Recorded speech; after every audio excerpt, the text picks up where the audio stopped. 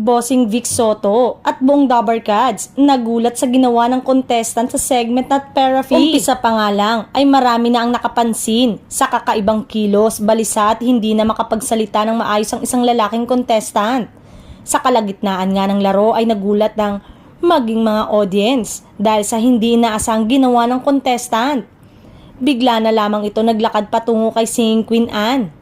Bumilib naman ang netizen kung paano na i-handle ng mga host ang ganitong mga hindi inaasahan na pangyayari sa nasabing programa. Base sa mga impormasyon na ibinigay ay hindi malinaw kung ano ang nangyari kay Kuya sa Itbulaga.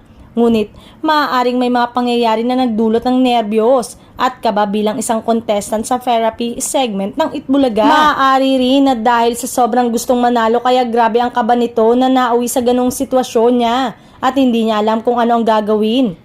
Kung may iba pang mga detalye o pangyayari, maaaring hindi ito nasama na kasalukuyang impormasyon na ibinigay na may hawak ng programa.